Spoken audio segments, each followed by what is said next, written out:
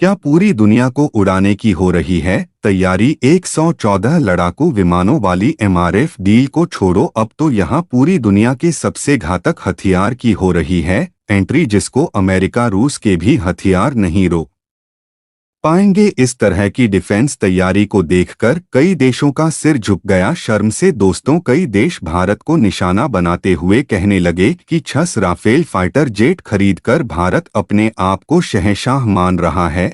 एक ना एक दिन इस भारत का घमंड जरूर चकनाचूर होगा। यह भारत खुद को ऐसे मानकर चल रहा है जैसे कि यह पूरी दुनिया को सिर्फ 36 राफेल से हरा देगा। वैसे एक तरफ से देखा जाए तो भारत ने दुनिया भर के देशों को बहुत बड़ा चैलेंज दिया है कि तुम चाहे कितने भी फाइटर जेट ले आओ, हम हमारे 36 राफेल लड़ाकू विमान से ही आपके विमान की बैंड बजा देंगे। दोस्तों, यह वीडियो हमारे लिए बहुत ही शर्मनाक है। अब तो हर देश ने भारत को सुनाना शुरू कर दिया है, लेकिन भारत को इन सभी देशों की बातों को इग्नोर करना पड़ रहा है। एक बात और आपको बता दें, 15 साल हो चुके हैं, आज तक हम अपनी वायुसेना के लिए 114 फाइटर जेट वाली एमआरएफ डील को कंप्लीट ही नहीं कर पाए हैं। पता नहीं भारत करना क्या चाहता है। शायद इसके पीछे कोई बहुत बड़ा कारण हो गया हो, इसलिए भारत ने इस डील को कंप्लीट नहीं किया हो, या फिर यह हो सकता है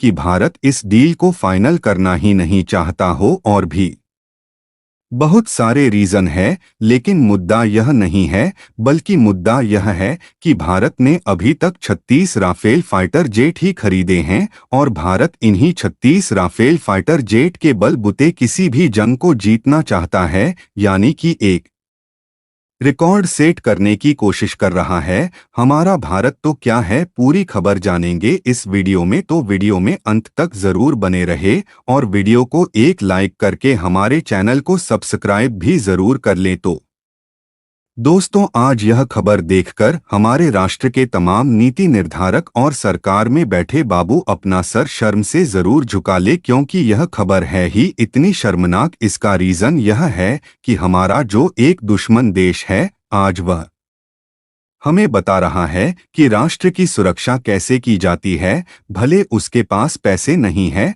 बल्कि उसकी इकोनॉमी संकट में चल रही है, जीडीपी ग्रोथ 0 हो चुकी है, देश में फाइनेंशियल क्राइसिस 70 पर को पार कर चुकी है।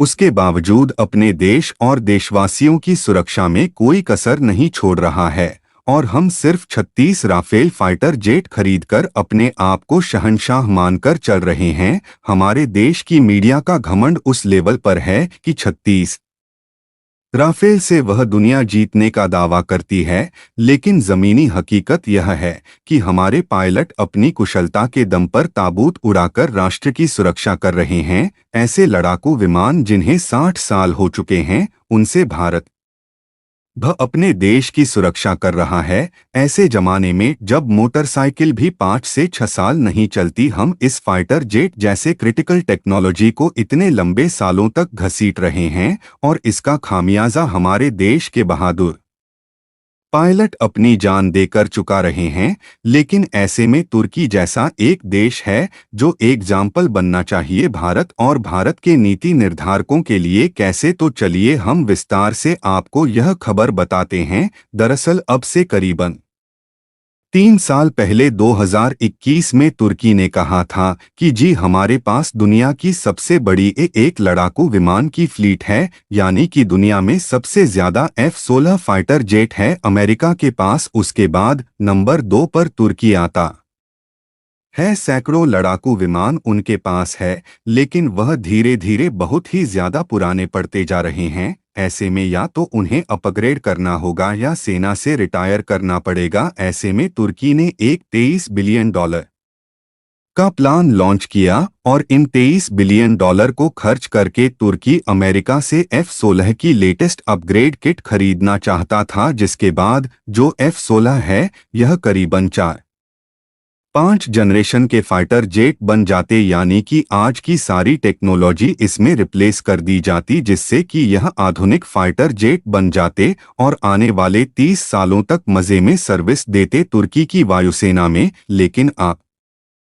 जानते ही हैं कि रूस और तुर्की के बीच संबंधों को देखते हुए अमेरिका कोई भी हथियार इस समय तुर्की को देने को तैयार नहीं था। जो F-16 की अपग्रेड की डील थी यह कैंसिल हो गई। हालांकि तुर्की को कोई जल्दी नहीं थी। आने वाले 2027 और 2028 तक मजे में चलने वाले थे बिना अपग्रेडेशन के यह F-16। अब आप हमें बताइए, इस स्थिति में भारत होता तो क्या करता, या फिर भारत के जो बाबू है वह होते तो वह कैसे हैंडल करते इस डील को। तो दोस्तों कमेंट में जरूर बताइएगा। खैर, तुर्की ने हार नहीं मानी। इन्होंने इस पर $30 बिलियन का सही यूज किया। सबसे पहले तो इन्होंने खुद का स्टेल्थ फाइटर एयरक्राफ्ट कान बनाने में अपना सारा पैसा, अपनी टेक्नोलॉजी लगा दी। जो अमेरिका से F-35 की कुछ टेक्नोलॉजी मिली थी उसका यूज किया और खुद का कान फाइटर जेट तैयार कर लिया। लेकिन तुर्की को पता है कि कान इन्होंने बनाकर तैयार कर लिया है,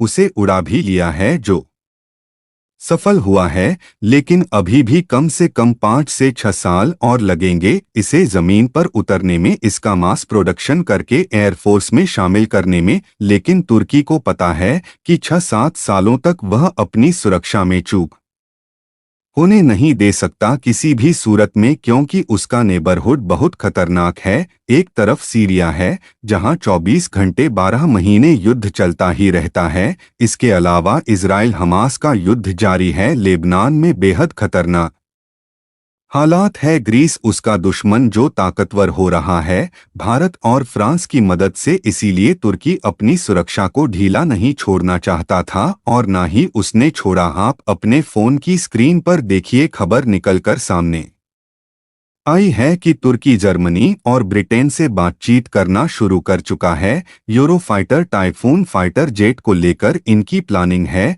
कि अपनी सेना में कम से कम 3 से 4 स्क्वाड्रन यानी करीबन 60 से 70 यूरोफाइटर टाइफून शामिल करिए और इसकी हेल्प से यह पुराने जो F-16 है उन्हें रिटायर कर देंगे। हालांकि अभी वह अब भी 4 से 5 साल चल सकते हैं, लेकिन यह रिस्क लेना नहीं चाहते और उन्हें अब भी रिप्लेस करेंगे यूरोफाइटर टाइफून से। इतना ही नहीं, तुर्की का तो यह भी मानना है कि वह जो खुद का कान फाइटर जेट तैयार कर चुका है, जो कि एक स्टेल्थ जेट है, इसे पेयर अप करेगा यूरोफाइटर टाइफून से, यानी कि दोनों को साथ में जोड़ी में उड़ाए, जिससे कि यह वर्ल्ड की बेस्ट और सबसे ज्यादा डेंजरस फाइटर जेट जोड़ी होगी, जो कि पूरी तुर्की के आस पड़ोस की देशों को रूल करेगी, उन्हें डोमिनेट करेगी। और इससे आप अंदाजा लगाइए कि तुर्की किस लेवल की प्लानिंग कर रहा है। वह सिर्फ अपने दुश्मनों को टक्कर नहीं देना चाहता,